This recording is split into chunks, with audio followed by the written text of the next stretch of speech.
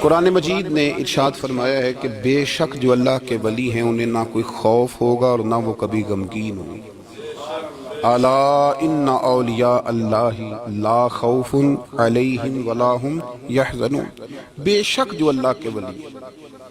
ہمارے ہاں نا لوگوں کے ذہنوں میں جب سے جدت آئی ہے نا تو کچھ ایسی چیزیں تھیں جنہیں ماننا ضروری تھا، وہاں بھی لوگوں نے انکار کرنا شروع کر دیا۔ قرآن پاک نے نا درجنوں جگہ پہ اولیاء اللہ کا ذکر کیا۔ اگر دنیا میں کوئی بندہ ٹھیک ہے ہی نہیں تو ولی کدھر گئے؟ یہ کون ہے جن کی قرآن بار بار بات کر رہا ہے؟ یہ کون ہے جن کو قرآن کہہ رہا ہے ان کو نہ کوئی خوف ہوگا نہ غمگین ہوں گے؟ یہ کون ہے جن کے بارے میں قرآن کہہ رہا ہے یا ایھا الذین آمنوا اتقوا اللہ وکونوا مع الصادقین؟ سچے لوگوں کے پاس بیٹھو۔ اگر ہے ہی کوئی نہیں دنیا میں، ہم لوگ اپنی چھوٹی چھوٹی عقل کے دائرے میں بڑی بڑی چیزیں سما کے رکھنا چاہتے ہیں۔ اس امت میں جو اللہ نے اس امت کو کمال دیا ہے اس میں ایک کمال یہ ہے کہ اس امت میں اللہ کے ولی ہمیشہ موجود رہے، ہمیشہ۔ یہ بات لکھ لیں، یہ بات لکھ لیں۔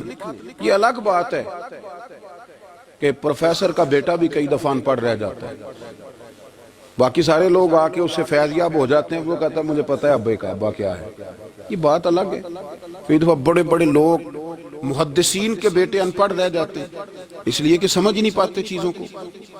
اللہ کے ولی ہمیشہ تھے اور ہمیشہ رہیں گے، اور دین کو کسی بندے کی ضرورت نہیں ہے، دین کسی کا محتاج نہیں، لیکن اللہ نے بندوں کی ڈیوٹی لگائی ہے کہ دین کے چمن میں کوئی جڑی بوٹی آ جائے تو بندے ہی اسے کاٹتے ہیں، دین کے چمن کی آپ یاری بندے ہی کرتے ہیں، بندے ہی بیج لگاتے ہیں، بندے ہی اس فصل کو پانی دیتے ہیں۔ یہ ڈیوٹیاں ساری اللہ کے بندے ہی کرتے ہیں، یہ پکی بات ہے، اس میں کوئی اختلاف کیا جا سکتا۔ حضرت غوث پاک جیلانی شیخ عبد القادر رضی اللہ تعالی، غوث اعظم درمیان اولیاء چو محمد درمیان انبیاء۔ غوث اعظم کا ولیوں میں وہی مقام ہے جو نبیوں میں رسول کریم کا مقام ہے۔ حضرت غوث پاک رضی اللہ تعالیٰ عنہ کو اللہ نے بڑے اعزازات سے نوازا۔ ایک اعزاز اللہ نے یہ دیا کہ ماں کی طرف سے حسینی ہے، باپ کی طرف سے حسنی سید، نانا بھی اللہ کے ولی، دادا بھی اللہ کے ولی، پھپھی بھی اللہ کی بہت بڑی ولی ہے، بہت بڑی ولی۔ والد گرامی، آپ نے وہ سیب والا واقعہ تو بڑا ہی سنا ہوا ہے، اس طرف تو میں نہیں جاتا۔ ماں بھی اللہ کی بہت بڑی ولی ہے۔ یہ اللہ نا اسباب بناتا ہے، خود ماحول بناتا ہے۔ آپ کے جو والد گرامی تھے ان کا نام تھا ابو صالح سید موسیٰ جنگی دوست رحمت اللہ علیہ۔ بادشاہ کے کچھ سپاہی تھے جو مٹکے اٹھا کے جا رہے تھے، اور مٹکے تھے شراب کے بھرے ہوئے، مٹکے اٹھا کے جا رہے تھے۔ حضرت سید محمد موسیٰ جنگی دوست رحمت اللہ علیہ بھی قریب سے گزرے۔ یہ کیا بھائی؟ بدبو سے سمجھ تو گئے، تصدیق کے لیے پوچھا کیا ہے؟ انہوں نے کہا جناب یہ بادشاہ کا سامان لے کے جا رہے ہیں۔ آپ تو جھنڈے والی گاڑی کو ویسے نہیں نہ پوچھ سکتے، سوال ہی نہیں پیدا ہوتا۔ آپ چونکہ جمہوری لوگ ہیں، آپ نے تو بس دفتر بنانا ہے، جب الیکشن ہوگا نا اپنے دروازے کے سامنے سارے محلے سے لڑائی لینی ہے کہ ووٹ میرے آکے دیں، پھر ٹھیک 1.5 مہینے کے بعد سجدہ صاف بھی کر جاتے ہیں، بندہ غلط سی میں نے پتہ ہی نہیں لگا۔ تو یہ پہلے سوچنا تو تھوڑا سا صحیح، بلا وجہ الیکشن تو روز کبھی کبھی آئے گا، تو ہم نے ایک جگہ تو روز رہنا، ایک دوسروں سے جھگڑے کرنا اور معاذ اللہ تعالیٰ غیبتیں کرنا، عزتیں اچھالنا، یہ مسلمان کا شیوا نہیں ہے۔ حضرت غوث پاک کے والد نے پوچھا کیا لے کے جا رہے؟ بادشاہ کا سامان ہے جی۔ ہاتھ میں ڈنڈا تھا، 3 مٹکے تھے شراب کے بھرے ہوئے، زور سے ایک ایک ڈنڈا مٹکوں پہ مارا تو مٹکے ان کے سروں پہ ٹوٹ گئے۔ بادشاہ سلامت، ہم سارے تقریباً بادشاہ سلامت ہوتے ہیں، یہ کسی کی جرت ہے مطلب میرے گھر کے معاملے میں مداخلت کرے ہو، پھر بادشاہ ہو۔ لوگوں نے جا کے بڑی غیبتیں کی، بڑی بڑی کہانیاں سنائیں۔ اس نے تو توڑ دیا جی مٹکے آپ کے، نے کوئی حال نہیں چھوڑا۔ تو بادشاہ کہنے لگا بلاؤ سید موسیٰ پاک جنگی دوست رحمت اللہ علیہ کو بلا لیا۔ تو کہنے لگے بادشاہ تمہیں پتا تھا مٹکے کس کے ہیں؟ آپ فرمانے لگے پتا تھا مجھے۔ کہا کیوں توڑے؟ فرمایا اس لیے توڑے کہ مجھے تیرے اوپر رحم آ گیا تھا، تو اگر شراب پیے گا تو دوزخ میں جلے گا۔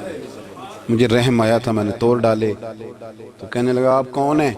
تو آپ فرمانے لگے میں محتسب ہوں، میری حساب کتاب لینے کی ڈیوٹی ہے، محتسب ہوں، غلط آدمی کا حساب کروں گا۔ تو بادشاہ کہنے لگا کس نے ڈیوٹی لگائی آپ کی؟ فرمانے لگے میری ڈیوٹی میرے رب کریم نے لگائی ہے، میری ڈیوٹی اللہ نے لگائی ہے۔ تأمرون بالمعروف وتنہون عن المنکر، مسلمان کے ذمے ہے اچھائی کا حکم دے گا، برائی سے روکے گا، یہ ذمہ داری ہے میری، اللہ نے ڈیوٹی لگائی ہے۔ بادشاہ پہ اتنا روب طاری ہوا کہ کہنے لگا حضور آپ کی بڑی مہربانی، آپ نے یہ کام کیا۔ کہنے لگا جناب اگر آپ اجازت دیں تو میں بھی آپ کو محتسب نہ بنا دوں، آپ میرے وزیر بن جائیں، کوئی بندہ اس طرح کا کام کرے تو اسے روکیں۔ تو آپ فرمانے لگے نہیں، تو اپنی نوکری سنبھال کے رکھ، جسے اللہ ڈیوٹی پہ لگائے اسے پھر بندوں کی ڈیوٹیاں نہیں کرنی چاہیے۔ یہ اعزاز اللہ نے انہیں دیا، یہ شان رب کریم نے عطا فرمائی۔ ان کے صاحبزادے تھے حضرت غوث پاک جیلانی رضی اللہ تعالی عنہ۔ اللہ تعالیٰ نے جب کسی شخص سے کام لینا ہوتا ہے تو اللہ اس کے لیے اسباب بھی خود ہی پیدا کر دیتا ہے۔ علامہ اقبال اپنے استاد کی بڑی قدر کرتے تھے، شمس العلماء کی۔ تو ایک دن حضرت شمس العلماء سے کہنے لگے استاد جی آپ کی مہربانی سے پڑھ گیا ہوں۔ تو فرمانے لگے پتر تیری کلاس میں تو 250 لڑکا تھا، میری مہربانی تو سب پہ تھی، پر سارے تو اقبال نہیں نہ بنے۔ فرمانے لگے تیرے اندر بھی کوئی خوبی تھی، اس کی وجہ سے اللہ نے تجھے یہ اعزاز، کوئی چیز تیرے اندر بھی۔ اللہ تعالیٰ جب کسی بندے کو نوازتا ہے نا تو بندہ بھی محنت کرتا ہے، لیکن اس کی محنت سے زیادہ اللہ کے فضل کا دخل ہوتا ہے۔ تو بندے کئی دفعہ کہنے لگ جاتے ہیں بڑی مشقت کی، بڑی محنت کی، کچھ بھی نہیں ہوتا، زیادہ اللہ کے فضل کا انحصار ہوتا ہے۔ اور رب جیسے چاہتا ہے ویسے فیصلے دیتا ہے۔ آپ فرماتے ہیں کہ میں چھوٹا سا تھا، والد انتقال کر گئے، والدہ تھی میری اور ہم 2 بھائی تھے۔ فرماتے ہیں بچے کھیلنے کے لیے نکلے تو میں بھی ان کے پیچھے کھیلنے نکل گیا۔ ایک بیل بچوں کے قابو آ گیا، تو بچوں کے قابو کو چیز آ جائے تو پھر وہ اس کا جو حال ہوتا ہے وہ تو ہمیں پتہ ہی، ہم سارے بچے رہ چکے ہیں۔ تو کہتے ہیں وہ بیل قابو آ گیا، کوئی اس کے کان چھیڑتا، کوئی اس کی دم چھیڑتا، کوئی اس کے سینگ چھیڑتا، کوئی کسی جگہ سے اسے تنگ کرتا۔ مختلف بچے اس کو نا دم سے پکڑ کے ہلاتے، بیل بھاگتا۔ حضور غوث پاک فرماتے ہیں میں بھی آگے بڑھا، اور میں نے جب اس کی دم پکڑ کے ہلائی تو بیل نے میری طرف منہ کیا اور کہنے لگا عبد القادر تو نہ ایسے کر، بول کے کہنے لگا تو نہ ایسے کر، تجھے رب نے ان کاموں کے لیے پیدا نہیں فرمایا۔ آپ فرماتے مجھے اتنا خوف طاری ہوا، بیل کو بولتے دیکھا تھا پہلی دفعہ، بیل کو۔ اب میرے سنی کو بھی دلیلوں کی ضرورت ہوتی ہے نا، دلیل نہ دیں، کسی بزرگ کی بات سنائیں تو سنی بھی تھوڑا تھوڑا دائیں بائیں دیکھتا ہے۔ یہ شور ایسا ہوا ہے نا، پراپوگنڈا ایسا ہے۔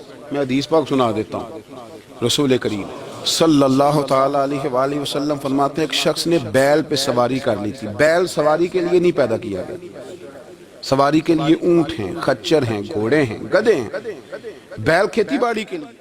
اس شخص نے جب بیل پہ سواری کی تو بیل پیچھے مڑ کے دیکھنے لگا اور کہنے لگا یار تو بڑا بیوقوف ہے، بول کے کہنے لگا مجھے اللہ نے سواری کے لیے نہیں پیدا کیا، میرے سے وہ کام لے جس لیے میں پیدا کیا گیا ہوں۔ تو بندہ ڈر گیا، کہنے لگا بڑی حیرانگی والی بات نہیں کہ بیل بولتا ہے، تو بیل پھر بول پڑا۔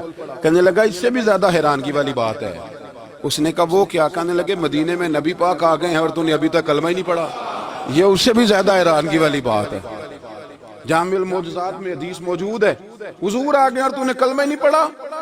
وہ شخص کہتا ہے میں سر پٹ دورا، جب آ کے سامنے کھڑا ہوا تو حضور مسکرائے، فرمایا آجا پڑھ لے کلمہ، مجھے پتا ہے تجھے کس نے بھیجا ہے۔ اللہ والوں کی باتیں مان لیا کریں، میں بڑی ذمہ داری سے کہتا ہوں رب کریم کے کوئی بندوں کی بات کتاب و سنت کے خلاف نہیں ہوتی، وہی تو کتاب و سنت آگے پہنچانے والے ہوتے۔ تو حضور غوث پاک فرماتے ہیں میں وہ ڈر کے گھر آیا، جب گھر پہنچا تو میرے کانوں میں آواز آ رہی تھی لبیک اللہم لبیک لبیک لا شریک لک لبیک۔ فرماتے میں چھت پہ چڑھا اور میں نے جیلان میں اپنی چھت پہ کھڑے ہو کے دیکھا، تم حج کے دن تھے، میری سیدھی نظر میدان عرفات پہ گئی، لوگ میدان عرفات میں بیٹھ کے لبیک لبیک پڑھ رہے تھے۔ پہلے میں وہاں سے ڈر کے آیا، پھر چھت سے ڈر کے نیچے اترا، ماں کو ساری بات بتائی تو کہتی میری ماں کہنے لگی بیٹے جب تو پیدا ہونے والا تھا تو مجھے بڑی بشارتیں ملتی۔ فرماتے ہیں ماں نے نا کھولا بکسا صندوق تو 80 دینار نکالے، فرمایا پتر تم 2 بھائی ہو اور تمہارا باپ کل جاگیر 80 دینار چھوڑ گیا، 80 40 تمہارے 40 تمہارے بھائی کے۔ فرمایا بیٹا ایک بات کا خیال رکھنا، میں عورت ہوں، تمہارا باپ کوئی نہیں، بھائی چھوٹا ہے، میں پیچھے نہیں آ سکتا، یہ 40 دینار لے جا اور جا بغداد چلا جا کے تعلیم حاصل کر.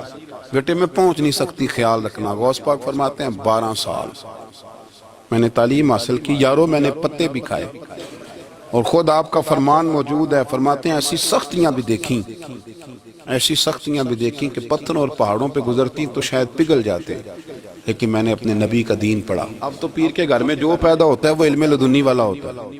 میں تو ایسا پتر ہے, او خدا کے بندے صبر کر. اگر غوث پاک حسنی حسینی سید ہو کے باقاعدہ پھٹی پہ بیٹھ کے پڑھتے ہیں, تو کس پیر کا مرید ہو گیا جسے علم ہی کوئی نہیں, جو جاہل آدمی ہے. یہ ضروری ہے, علوم دینیاں ضروری ہیں, اس کے بغیر کام نہیں چلتا. اور غوث پاک رضی اللہ تعالیٰ عنہ کی آپ پوری زندگی پڑھ کے دیکھ لیں. غوث پاک تمام اولیاء کے امام ہیں, ساری زندگی. غوث اعظم سے کسی نے پوچھا آپ نے سب سے زیادہ دین کا کام کس طرح کیا, تو فرماتے ہیں تقریر کے ذریعے. اب تقریر کرنے والا مولوی ہوتا ہے اور تویز دینے والا, سبحان اللہ. غوث پاک رضی اللہ تعالیٰ عنہ فرماتے ہیں میں نے دین کا سارا کام کس ذریعے سے کیا ہے. ہفتے میں 3 جلسے کرتے تھے, اور 70 ہزار کا مجمع ہوتا تھا, اور بغیر لاؤڈ سپیکر کے تقریریں ہوتی. اور فرماتے ہیں جیسی سمجھ پہلے بندے کو آتی تھی ویسی آخری والے کو آتی تھی. لوگوں نے کہا حضور یہ کرم کیسے ہوا؟ فرمانے لگے میں نے جب تعلیم حاصل کر لی تو بولنا آتا ہی نہیں تھا, تو میں بڑا پریشان, ایک دن سو گیا تو خواب میں رسول کریم کا دیدار نصیب ہوا. فرمایا تیری تو واز کیا کر, تیرے بات سے لوگوں کو فائدہ ہوگا. یا رسول اللہ میں اجمی بندہ ہوں, لوگوں کے سامنے کیسے بات کروں گا؟ تو حضور نے فرمایا منہ کھولنا ذرا. کہتے میں نے منہ کھولا تو محبوب نے 7 دفعہ لعاب دہن ڈالا میرے منہ میں. آپ فرماتے ہیں پھر بولتا میں تھا.